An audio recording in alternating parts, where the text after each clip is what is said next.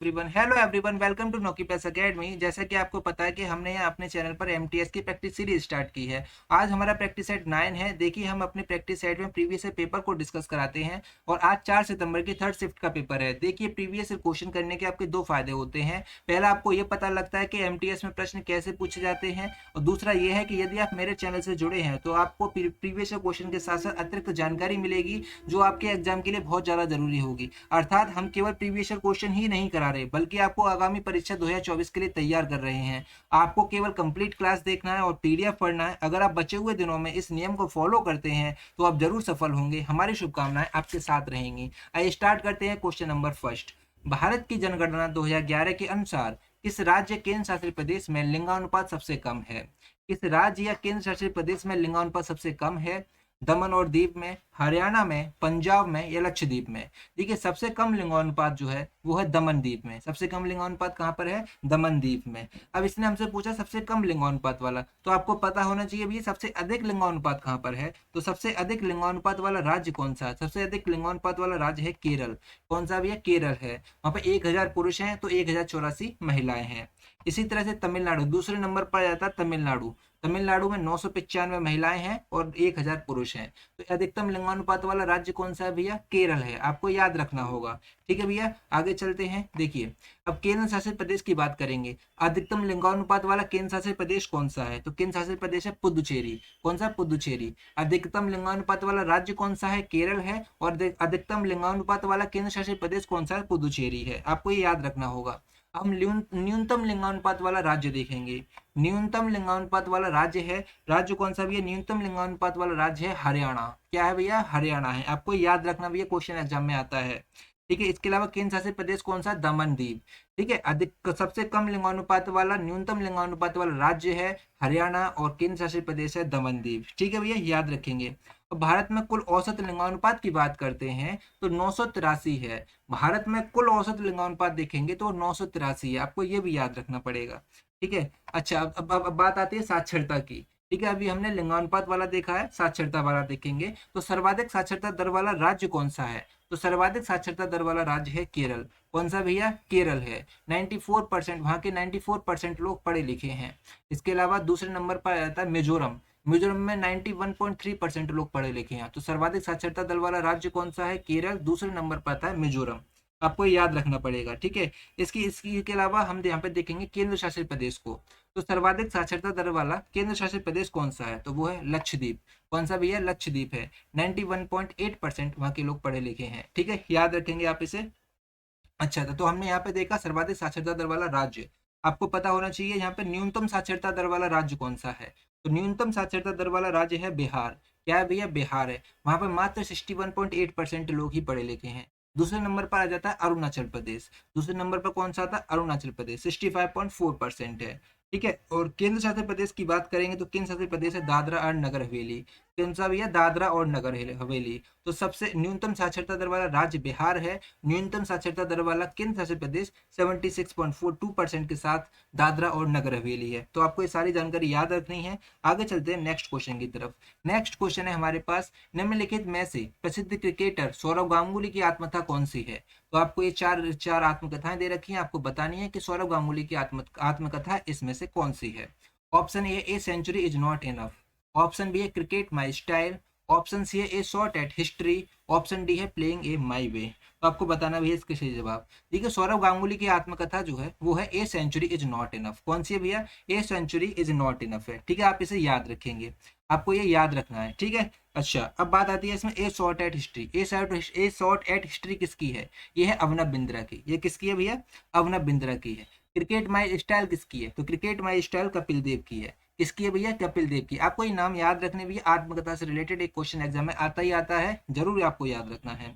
इसके अलावा है प्लेइंग ए माई वे। तो प्लेइंग ए माई वे किसका है भैया? प्लेइंग ए माई वे आत्मकथा है सचिन तेंदुलकर की। इसकी भैया ये सचिन तेंदुलकर की है। ठीक है, ये याद रखेंगे। इसके अलावा एक और बहुत ज्यादा इंपॉर्टेंट है जो काफी एग्जाम में आई हुई है, सीजीएल में भी आई हुई है, इसके अलावा एमटीएस में भी आई हुई है, अनब्रेकेबल। अनब्रेकेबल किसकी? मैरी कॉम की है। किसकी भैया? मैरी कॉम की। आपको याद रखनी है। आगे चलते हैं नेक्स्ट क्वेश्चन की तरफ। देखिए नेक्स्ट क्वेश्चन है हमारे पास, निम्नलिखित में से किस नेता ने बिहार में 1857 के विद्रोह का नेतृत्व किया था? आपको बताना बताना इसमें से किसने बिहार में 1857 के विद्रोह का नेतृत्व किया था? कुंवर सिंह ने, तात्या टोपे ने, बेगम हजरत महल ने, या फिर नाना साहब ने? देखिए 1857 के विद्रोह का नेतृत्व बिहार से किया था कुंवर सिंह ने। किसने किया था भैया? कुंवर सिंह ने किया था। आपको ये याद रखना होगा, ठीक है, आप इसे याद रखेंगे। अच्छा, इनके विद्रोह को दबाया किसने था? इनके विद्रोह को दबाया था ली ग्रांट ने। किसने? ली ग्रांट ने, आपको याद रखना होगा। अच्छा, तो तात्या टोपे ने कहाँ पे से विद्रोह किया था? तो तात्या टोपे ने कहाँ से विद्रोह किया था? तो उन्होंने किया था ग्वालियर से विद्रोह। कहाँ से किया था भैया? ग्वालियर से किया था। इससे पहले मैं लक्ष्मीबाई को बता देता हूँ। देखिए लक्ष्मीबाई ने विद्रोह किया था झांसी से। कहाँ से किया था? झांसी से। और इनके विद्रोह को दबाया था हीरोज ने। देखिए क्वेश्चन दोनों आते हैं, ऐसा आ जाता है आपको नेता का नाम दे देगा और आपसे पूछ लेगा भैया कहाँ से विद्रोह किया था। इसके अलावा ये भी आ जाता है भैया इनके यहाँ के विद्रोह को दबाया किसने था। तो आपको दोनों चीज याद रखनी है, मैंने दोनों चीज यहाँ पे लिख दी है। लक्ष्मीबाई ने झांसी से विद्रोह किया था और हीरोज ने दबाया था। किसने दबाया था? हीरोज ने दबाया था। इसी के साथ हम देखेंगे तात्या टोपे। तो तात्या टोपे ने ग्वालियर से विद्रोह किया था और इनके विद्रोह को भी हीरोज ने ही दबाया था। ठीक है, याद रखेंगे आप इसे। हम बात करेंगे बेगम हजरत महल। तो बेगम हजरत महल ने लखनऊ से विद्रोह किया था और इनके विद्रोह को दबाया था कैंपबेल ने। किसने दबाया था भैया? कैंपबेल ने, आपको याद रखना होगा ये। इसके अलावा नाना साहब ने कानपुर से विद्रोह किया था और इनके विद्रोह को भी कैंपबेल ने ही दबाया था। ठीक है भैया, याद रखेंगे। अब बात करेंगे लियाकत अली की। तो लियाकत अली ने इलाहाबाद से विद्रोह किया था और इनके विद्रोह को दबाया था कर्नल नील ने। किसने दबाया था? कर्नल नील ने दबाया था। और है मौलवी अहमदुल्ला, इन्होंने विद्रोह किया था फैजाबाद से। मौलवी अहमदुल्ला ने विद्रोह फैजाबाद से किया था, फैजाबाद जो कि अयोध्या में है। और इनके विद्रोह को दबाया था कर्नल रेनड ने। किसने दबाया था भैया? कर्नल रेनड ने दबाया था, आप इसे याद रखेंगे। इसके अलावा अजीमुल्ला ने फतेहपुर से विद्रोह किया था और इनके विद्रोह को भी कर्नल कर्नल रेनड ने ही दबाया था।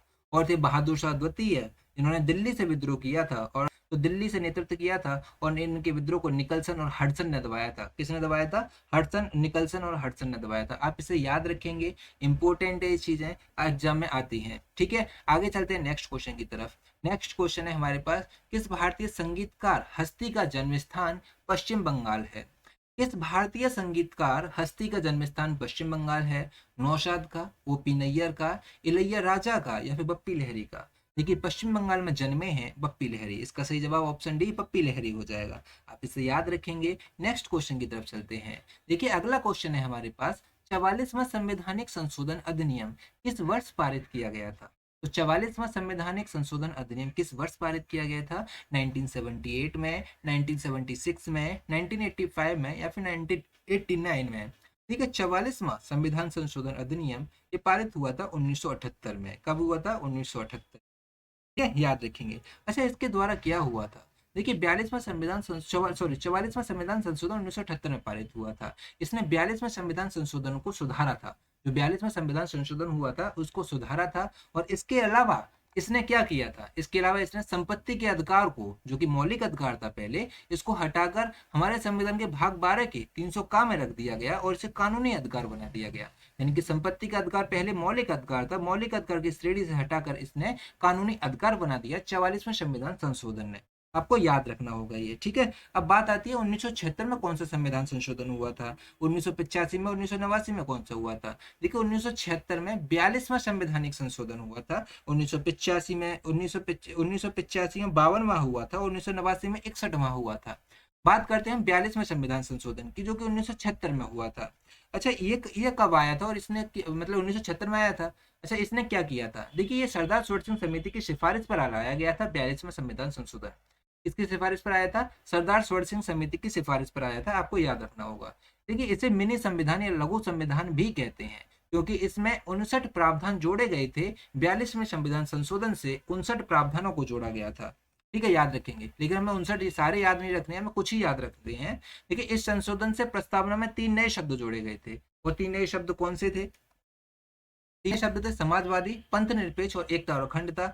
ये प्रस्तावना में जोड़े गए थे। किस में जोड़े गए थे भैया? प्रस्तावना में जोड़े गए थे। आप इसे याद रखेंगे, तीनों शब्द आपको याद रखने हैं ये। इसके अलावा इसके माध्यम से 10 मौलिक कर्तव्य जोड़े गए थे। कि कितने मौलिक कर्तव्य जोड़े गए? 10 मूल कर्तव्य जोड़े गए थे। ठीक है, याद रखेंगे। लेकिन वर्तमान में तो हमारे संविधान में 11 मौलिक कर्तव्य हैं।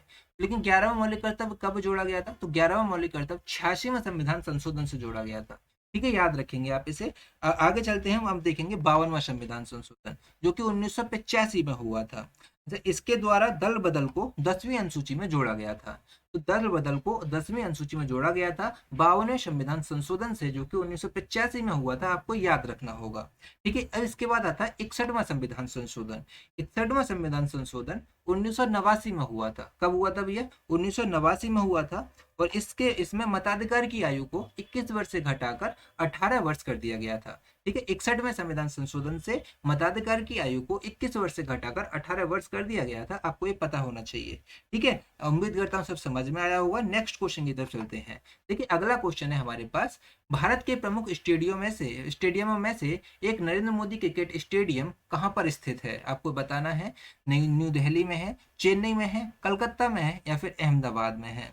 देखिए, जो नरेंद्र मोदी क्रिकेट स्टेडियम जो है वो अहमदाबाद में है। कहाँ पर है भैया? ये अहमदाबाद में है, नरेंद्र मोदी क्रिकेट स्टेडियम। ठीक है, आप इसे याद रखेंगे। देखिए, जो नरेंद्र मोदी क्रिकेट स्टेडियम है, पहले इसका नाम सरदार पटेल स्टेडियम था, अब इसका नया नाम नरेंद्र मोदी स्टेडियम हो चुका है। बात करेंगे नई दिल्ली। क्या नई दिल्ली में कोई क्रिकेट स्टेडियम है? जी बिल्कुल है। तो क्या है उसका नाम? तो उसका नाम है फिरोज शाह कोटला स्टेडियम। कौन सा भैया? फिरोज शाह कोटला स्टेडियम। ठीक है, आप इसे याद रखेंगे। लेकिन अब इसका नाम बदलकर क्या कर दिया गया है? लेकिन अब इसका नाम बदलकर अरुण जेटली स्टेडियम कर दिया गया है। क्या कर दिया गया भैया? अरुण जेटली स्टेडियम कर दिया गया है। अच्छा, चेन्नई में कौन सा स्टेडियम है? चेन्नई में चिदम्बरम स्टेडियम, जो कि चेपाक स्टेडियम के नाम से भी जाना जाता है, चेन्नई के चिदम्बरम स्टेडियम को। ठीक है, आप इसे याद रखेंगे। बात आती है कोलकाता। तो कोलकाता में ईडन गार्डन स्टेडियम। कोलकाता में कौन सा है? Eden garden stadium. तो आपको ये सारे स्टेडियम याद रखने हैं, स्टेडियम से रिलेटेड एक क्वेश्चन एग्जाम में आता है। नेक्स्ट क्वेश्चन की तरफ चलते हैं। देखिए, अगला क्वेश्चन है हमारे पास, ब्लैंक्स ग्रैमी जीतने वाली पहली भारतीय महिला है। तो इसमें से भैया किसने ग्रैमी पुरस्कार जीतने वाली पहली भारतीय महिला है? तन्वी शाह है, शाल्मली खोलगड़े हैं, पलक मुच्छल है, शिल्पा राव है। देखिए, ग्रैमी पुरस्कार जीतने वाली पहली भारतीय महिला है तन्वी शाह। कौन है भैया? तन्वी शाह। अब हम थोड़ा ग्रैमी पुरस्कार, ग्रैमी अवार्ड के बारे में देखिए। देखिए, ग्रैमी अवार्ड जो है ये संगीत क्षेत्र में दिया जाता है, ग्रैमी अवार्ड। देखिए, हम यहाँ पे देख लेते हैं। देखिए, ग्रैमी अवार्ड का पूरा नाम होता है ग्रामोफोन अवार्ड। क्या भैया? Gramophone award. इसकी स्थापना हुई थी 1958 में। ग्रैमी अवार्ड की स्थापना कहाँ पर कब हुई थी? 1958 में हुई थी। यह पुरस्कार संगीत उद्योग में उत्कृष्ट योगदान के लिए दिया जाता है, ग्रैमी अवार्ड को। ठीक है, आप इसे याद रखेंगे। इसमें इसके पुरस्कार के रूप में दिया जाता है, ग्रामोफोन की एक स्वर्ण प्रतिमा दी जाती है इसके पुरस्कार के रूप में। ठीक है, अच्छा। देखिए, इसे देता कौन है? इसे national academy of recording arts and sciences के द्वारा संयुक्त राज्य में ये प्रतिवर्ष दिया जाता है। किसके द्वारा दिया जाता है? National academy of recording arts and sciences के द्वारा दिया जाता है। ठीक है, आप इसे याद रखेंगे। अच्छा, इसमें पहली भारतीय महिला कौन थी? तन्वी शाह, हमने देख लिया। अच्छा, पहले भारतीय पुरुष कौन थे? पंडित रविशंकर। पहले भारतीय पुरुष थे पंडित रविशंकर। और पंडित रविशंकर को ग्रैमी अवार्ड 5 बार मिल चुका है। कितने बार मिल चुका है? 5 बार मिल चुका है। जाकिर हुसैन को 2 बार मिल चुका है। जाकिर हुसैन को 2 बार मिल चुका है, जो कि तबला वादक हैं, और रविशंकर एक सितार वादक हैं, और इनको 5 बार ग्रैमी अवार्ड मिल चुका है। आपको याद रखना होगा। आइए चलेंगे अगले क्वेश्चन की तरफ। हम अब अगला क्वेश्चन देखते हैं। उम्मीद करता हूँ सब समझ में आया होगा। नेक्स्ट क्वेश्चन की तरफ चलते हैं। देखिए, अगला क्वेश्चन है हमारे पास, नरेंद्र मोदी ने किस वर्ष संयुक्त राष्ट्र महासभा में बोलते हुए योग दिवस को अंतर्राष्ट्रीय योग दिवस के रूप में मनाने का प्रस्ताव रखा था? तो नरेंद्र मोदी ने किस वर्ष संयुक्त राष्ट्र महासभा में बोलते हुए योग दिवस को अंतर्राष्ट्रीय योग दिवस के रूप में मनाने का प्रस्ताव रखा था? तो किस वर्ष रखा था भैया? 2013 में, 2015 में, 2016 में, या फिर 2014 में?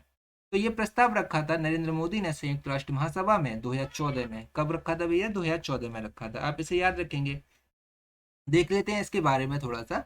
देखिए, 27 सितंबर 2014 को संयुक्त राष्ट्र महासभा, नरेंद्र मोदी ने योग के लिए एक दिन अंतर्राष्ट्रीय योग दिवस के रूप में मनाने का प्रस्ताव रखा था, और संयुक्त राष्ट्र संघ ने इसको स्वीकार भी कर लिया था। और पहला अंतर्राष्ट्रीय योग दिवस कब मनाया गया? 21 जून 2015 को पहला अंतर्राष्ट्रीय योग दिवस मनाया गया था। कब मनाया गया था भैया? 21 जून 2015 को पहला अंतर्राष्ट्रीय योग दिवस मनाया गया था। बात हो रही है इसमें संयुक्त राष्ट्र संघ की, तो हमको पता होना चाहिए संयुक्त राष्ट्र संघ के बारे में। ठीक है, हमें पता होना चाहिए संयुक्त राष्ट्र संघ के बारे में। आइए देख लेते हैं। देखिए, संयुक्त राष्ट्र संघ, संयुक्त राष्ट्र संघ की स्थापना कब हुई थी? 24 अक्टूबर 1945 को न्यूयॉर्क में इसकी स्थापना हुई थी। कहाँ पर हुई थी? न्यूयॉर्क में इसकी स्थापना हुई थी, और न्यूयॉर्क में ही इसका मुख्यालय है। देखिए, इसका मुख्य उद्देश्य क्या था? संयुक्त राष्ट्र संघ की स्थापना करने का मुख्य उद्देश्य था अंतर्राष्ट्रीय शांति और सुरक्षा के विरोधी तत्वों को रोकना। या अंतर्राष्ट्रीय शांति और सुरक्षा के विरोधी तत्व को रोकना इसका मुख्य उद्देश्य था। इसका मुख्य श्रेय दिया जाता है इसकी स्थापना का रूजवेल्ट को, चर्चिल को, स्टालिन को और जॉर्ज क्लेमेशो को। किसको किसको दिया जाता है भैया? रूजवेल्ट, चर्चिल, स्टालिन और जॉर्ज क्लेमेशो को दिया जाता है। ठीक है, आप इसे याद रखेंगे। अच्छा, संयुक्त राष्ट्र संघ में कितने सदस्य हैं? 193 सदस्य। कितने भैया? 193 सदस्य हैं। 193वां सदस्य कौन बना? तो दक्षिणी सूडान 2011 में 193वां सदस्य बना था। आपको याद रखना होगा। इसका मुख्यालय कहाँ पर है? अभी हमने बताया आपको, न्यूयॉर्क, या न्यूयॉर्क में इसका मुख्यालय, न्यूयॉर्क जो कि अमेरिका में स्थित है। अच्छा, संयुक्त राष्ट्र संघ के 6 भाग होते हैं। कितने होते हैं? 6 भाग होते हैं। हम कह सकते हैं 6 अंग होते हैं, ऐसे बोल सकते हैं। कौन कौन से देखते हैं। सबसे पहला होता है महासभा, दूसरा सुरक्षा परिषद। कौन सा? महासभा, सुरक्षा परिषद, आर्थिक और सामाजिक परिषद और न्यास परिषद, और एक होता है अंतर्राष्ट्रीय न्यायालय और सचिवालय। ये इसके 6 अंग होते हैं। आपको याद रखने हैं 6 के 6 अंग। यहाँ से रिलेटेड क्वेश्चन एग्जाम में आता है, कैसे याद रखेंगे।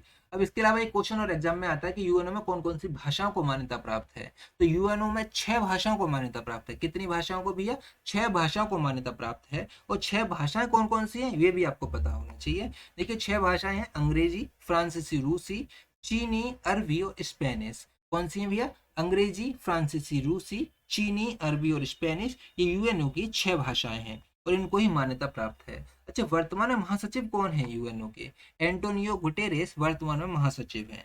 इसके अलावा प्रथम महासचिव कौन थे? त्रिगवेली यूएनओ के प्रथम महासचिव थे। आपको याद रखना होगा। अगले क्वेश्चन की तरफ चलते हैं। देखिए, अगला क्वेश्चन है हमारे पास, डंडारी नृत्य मंडलियां, डंडारी नृत्य मंडलियां कोलम और राजगोंड जनजातियों की भागीदारी के साथ एक पखवाड़े तक दिवाली के त्योहार के दौरान किसका प्रदर्शन करती हैं? छऊ का, कर्मा का, गुसाड़ी का या फिर राउत नाच का? तो ये किसका प्रदर्शन करती हैं? तो ये करती हैं गुसाड़ी का। किसका प्रदर्शन करती हैं? गुसाड़ी का करती हैं। अच्छा, ये कहाँ? बात करते हैं छऊ की। देखिए, छऊ एक अर्धशास्त्रीय नृत्य है। छऊ जो उड़ीसा और पश्चिम बंगाल और झारखंड में होता है। ये आदिवासियों के द्वारा किया जाता है छऊ नृत्य। छऊ एक अर्थशास्त्रीय नृत्य है, आप इसे याद रखेंगे। बात करेंगे थोड़ी सी राउत नाच की। देखिए, राउत नाच भी छत्तीसगढ़ में होता है। राउत नाच कहाँ पर होता है? छत्तीसगढ़ में होता है। तो यादव समाज के द्वारा दिवाली पर किया जाता है राउत नाच को। ठीक है, याद रखेंगे। बात करेंगे कर्मा की। देखिए, कर्मा छत्तीसगढ़ का नृत्य है। कर्मा कहाँ का भी है? छत्तीसगढ़ का है, क्योंकि गोंड, बैगा और उराव जनजाति के द्वारा किए जाने वाला नृत्य है कर्मा। किस किसके द्वारा? गोंड, बैगा और उराव जनजाति के द्वारा किया जाने वाला नृत्य है कर्मा। ठीक है, आप इसे याद रखेंगे। इसके अलावा एक नृत्य हो रहा है जो इंपॉर्टेंट है, आपको पता होना चाहिए, मुंडारी नृत्य। कौन सा? मुंडारी नृत्य, जो कि झारखंड का है और इसे मुंडा जनजाति के द्वारा किया जाता है। किसके द्वारा किया जाता है? मुंडा जनजाति के द्वारा किया जाता है भैया, आप इसे याद रखेंगे। ठीक है, आगे चलते हैं नेक्स्ट क्वेश्चन की तरफ। अगला क्वेश्चन है हमारे पास, भारत सरकार अधिनियम 1935 के बारे में निम्नलिखित कथन पर विचार कीजिए। भारत सरकार अधिनियम 1935 आया था, तो इसके बारे में हमें विचार करना है। देखिए, पॉइंट पहला दे रखा है, यह अधिनियम ब्रिटिश संसद द्वारा अधिनियमित किया गया था। बिल्कुल सही बात है, यह अधिनियम ब्रिटिश संसद ने ही तो लेकर आया था, तो बिल्कुल सही है। और पॉइंट 2 को देखते हैं। पॉइंट 2 है हमारे पास, यह अधिनियम भारत और बर्मा सरकार के लिए 2 अलग अलग अधिनियमों में विभाजित किया गया था। ये बिल्कुल सही बात है। 1935 के अधिनियम के द्वारा ही भारत और बर्मा, जिसे आज म्यांमार कहते हैं, दोनों को अलग अलग कर दिया गया था। वो ऑप्शन 1 भी ठीक है, ऑप्शन 2 भी ठीक है। ऑप्शन 3 चेक करते हैं। ऑप्शन 3 में दे रखा है, यह अधिनियम 1 अप्रैल 1935 को लागू हुआ था। भी ये गलत है। 1935 में आया था, ये लागू हुआ था 1 अप्रैल 1937 को, ना कि 35 को। तो पहला और दूसरा सही है, तीसरा गलत हो जाएगा। ठीक है, तीसरा गलत हो जाएगा। वो मैंने यहाँ पे आपको लिख भी दिया है, यह अधिनियम 1 अप्रैल 1937 को लागू हुआ था। ठीक है, आप इसे याद रखेंगे। आगे चलते हैं अगले क्वेश्चन की तरफ। देखिए, अगला क्वेश्चन है हमारे पास, वह सबसे शक्तिशाली हथियार कौन सा है जो संसद को कार्यकारी जवाबदेही सुनिश्चित करने में सक्षम बनाता है? वह सबसे शक्तिशाली हथियार कौन सा है जो संसद को कार्यकारी जवाबदेही सुनिश्चित करने में सक्षम बनाता है? अविश्वास प्रस्ताव, संधियों की पुष्टि, विचार विमर्श और चर्चा, या कानूनों की स्वीकृति या अस्वीकृति? देखिए, सबसे शक्तिशाली हथियार है अविश्वास प्रस्ताव। कौन सा भैया? अविश्वास प्रस्ताव। हम थोड़ा अविश्वास प्रस्ताव के बारे में आपको बताएंगे। देखिए, अविश्वास प्रस्ताव क्या होता है? ये कथन या ऐसा मत होता है जो आपको बताता है कि क्या जिम्मेदार पद पर बैठा व्यक्ति अभी भी उस पद पर रहने के लायक है या नहीं। अगर उस पद पर रहने के लायक नहीं होगा तो अविश्वास प्रस्ताव लेकर आएंगे। अगर वो पारित हो जाता है तो सरकार गिर जाती है। देखिए, ये अविश्वास प्रस्ताव को लेकर कौन आता है? तो इसको लेकर आता है विपक्ष की सरकार। विपक्ष लेकर आती है, विपक्ष के द्वारा सरकार के खिलाफ लेकर आया जाता है अविश्वास प्रस्ताव। आप इसे याद रखेंगे। अच्छा, अध्यक्ष अविश्वास प्रस्ताव पर चर्चा तभी कराते हैं जब तक कि कम से कम लोकसभा के 50 सांसद लिखित में सहमति न दे दें। जब तक 50 सांसद लिखित में सहमति नहीं देते हैं तब तक अविश्वास प्रस्ताव पर चर्चा नहीं होती है। ठीक है, तो अध्यक्ष अविश्वास प्रस्ताव पर चर्चा तभी कराएंगे जब कम से कम 50 सांसद लिखित में सहमति देंगे। तब जब 50 सांसद लिखित में सहमति दे देंगे तब अध्यक्ष को 10 दिन के भीतर इस पर चर्चा करवानी होती है, तो 10 दिन के भीतर इस पर चर्चा करवा देते हैं। अगर अविश्वास प्रस्ताव 50% मत से पारित हो जाता है, कितने से 50% मत से पारित हो जाता है अविश्वास प्रस्ताव, तो सरकार यानी कि पीएम और मंत्रिपरिषद को इस्तीफा देना होता है, यानी कि सरकार को इस्तीफा देना होता है और फिर से चुनाव होते हैं फिर। अच्छा, अविश्वास प्रस्ताव के इतिहास के बारे में बात करेंगे। देखिए, पहली बार अविश्वास प्रस्ताव 1963 में जवाहरलाल नेहरू के विरुद्ध जेबी कृपलानी लेकर आई थी। कब आया था पहली बार अविश्वास प्रस्ताव? 1963 में आया था और जवाहरलाल नेहरू के विरुद्ध आया था, जेबी कृपलानी लेकर आई थी। और अब तक 27 बार अविश्वास प्रस्ताव आ गया है। सबसे ज्यादा बार इंदिरा गांधी के विरुद्ध 15 बार लाया गया है अविश्वास प्रस्ताव। आप इसे याद रखेंगे, ठीक है, सारी चीज इंपॉर्टेंट है। अगले प्रश्न की तरफ चलते हैं। अगला प्रश्न है हमारे पास, शिक्षा पर वुड्स डिस्पैच नामक व्यापक आदेश पत्र कब भेजा गया था? तो शिक्षा पर वुड्स डिस्पैच नामक व्यापक आदेश पत्र कब भेजा गया था, किसके शासनकाल में आया था? आपको यह भी जवाब देना है। देखिए, वुड्स डिस्पैच 1833 में भेजा गया था, 1854 में, 1858 में या फिर 1813 में। तो इसका सही जवाब हो जाएगा 1854 में भेजा गया था। कब भेजा गया था? 1854 में भेजा गया था। अच्छा, वुड डिस्पैच, अच्छा ये किसके समय पर आया था? तो ये लॉर्ड डलहौजी के समय पर आया था। ठीक है, लॉर्ड डलहौजी के समय पर आया था, आपको याद रखना है। अच्छा, वुड डिस्पैच ने किया क्या था? इसने कलकत्ता, बॉम्बे और मद्रास के 3 प्रेसिडेंशियल शहरों में विश्वविद्यालय की स्थापना की सिफारिश की थी वुड्स डिस्पैच ने। ठीक है, आप इसे याद रखेंगे। ये लॉर्ड डलहौजी के शासनकाल में आया था और वुड डिस्पैच को ही शिक्षा का मैग्ना कार्टा कहा गया था। ठीक है, क्या कहा गया था? शिक्षा का मैग्ना कार्टा वुड डिस्पैच को ही कहा गया था। बात करते हैं लॉर्ड डलहौजी की। लॉर्ड डलहौजी के समय पर आया था। आपको पता होना चाहिए लॉर्ड डलहौजी कब से कब तक भारत का गवर्नर जनरल रहा था। तो ये रहा था 1848 से लेकर 1856 तक।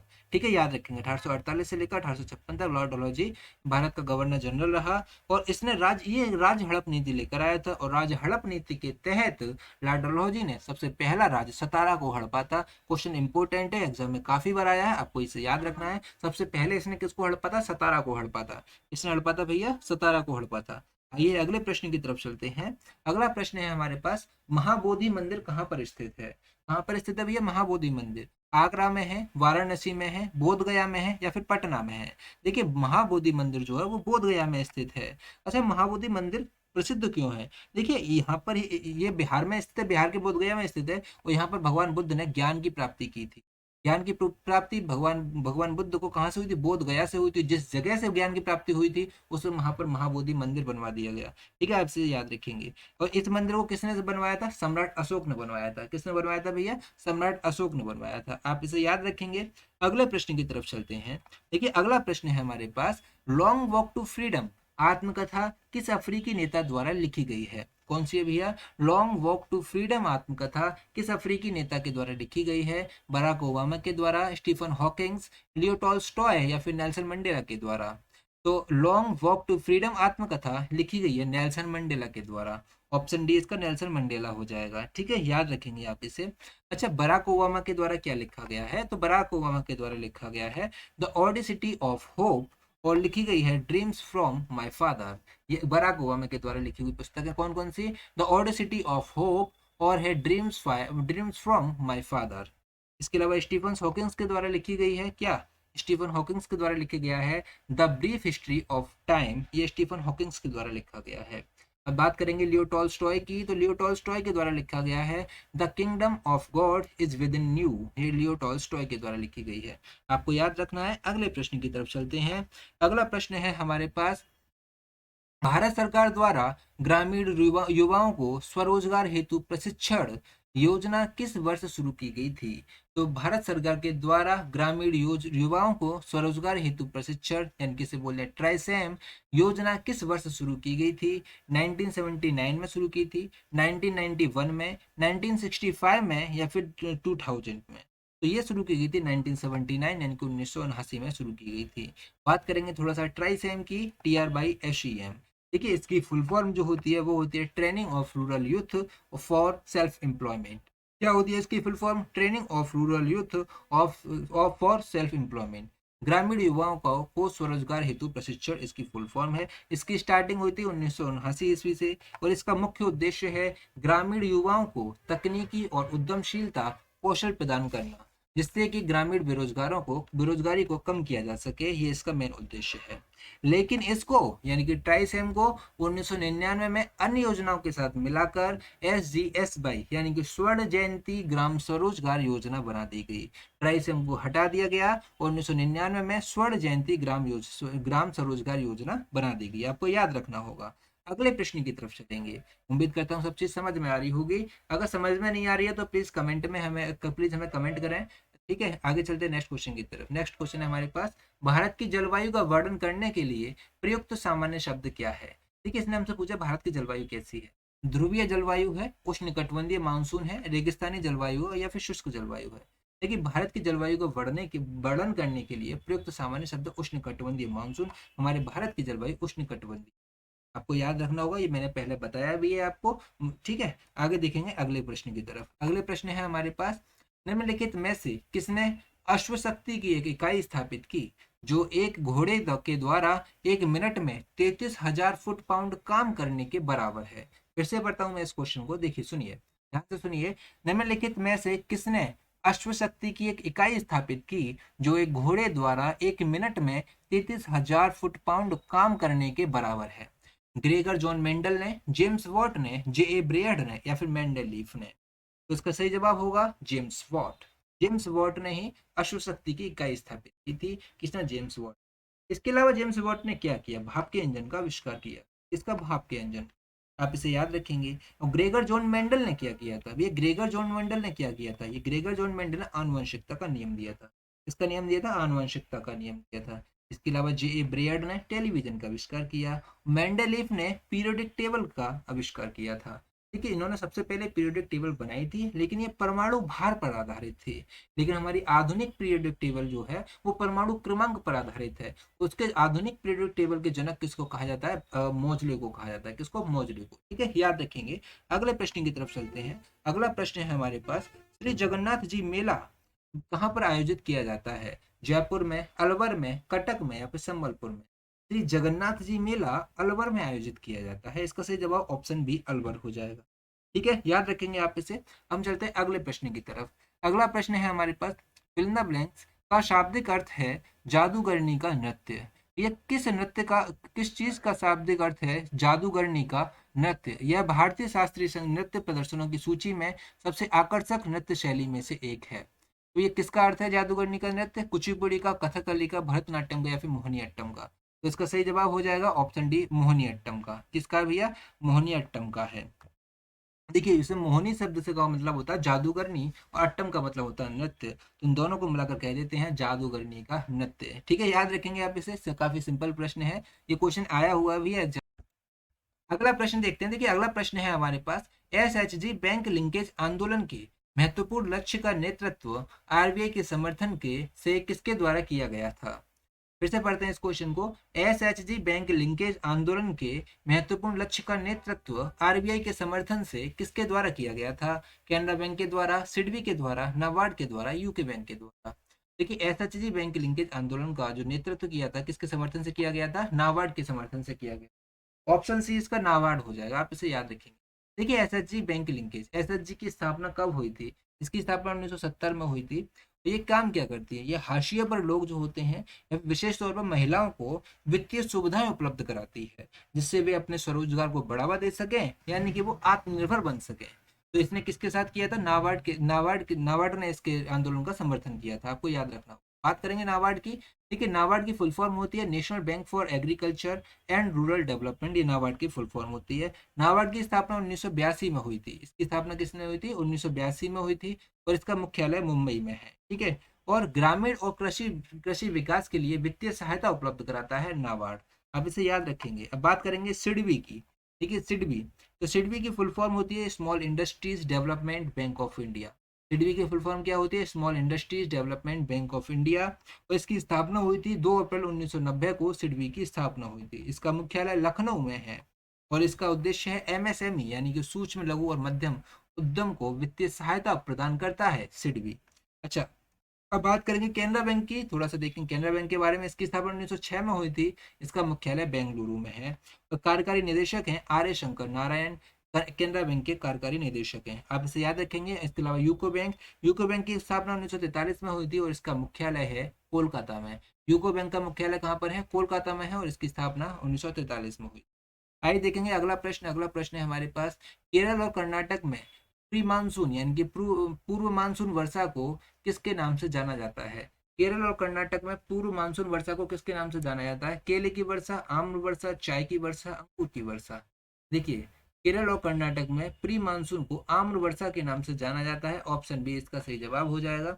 आज के लिए बस इतना ही, मिलते हैं नेक्स्ट वीडियो पर। तब तक के लिए टेक केयर, बाय बाय। अगर आपको वीडियो अच्छा लगे तो प्लीज हमारे चैनल को लाइक शेयर सब्सक्राइब जरूर कर देना।